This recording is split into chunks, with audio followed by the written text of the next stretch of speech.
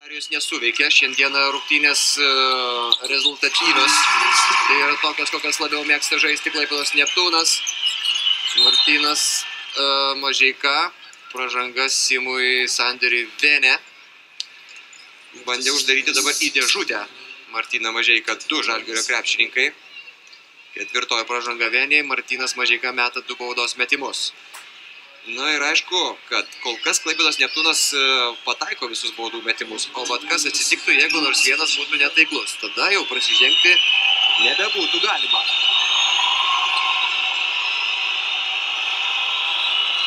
Pataiko Martynas Mažeika.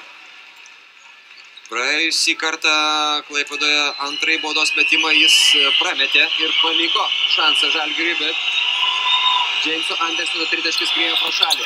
Dabar irgi, Simas Galdikas atkovojo kamuolį. Simas Galdikas prišoka prie kamuolio pirmas ir Kauno Žalgiris padaro tiesiog nedovanotiną klaidą šitame epizode.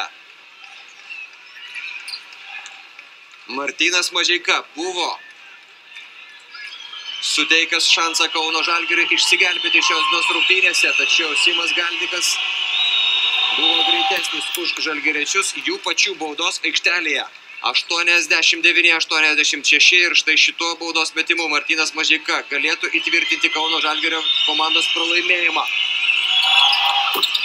Ir pataiko tą antrąjį metimą Martynas Mažeika. Žalgiriui reikia greitų taškų, o Klaipėdos Neptūnui nereikia nieko. Bando provokuoti pražangą prie tritaškio linijos Džeimsas Andersonas ir pergalę švenčia Klaipėdos Neptūno komanda. Antrąją pergalę prieš Kauno Žalgirį iš eilės. Sveikinimai Klaipėdos Neptūno krepšininkai.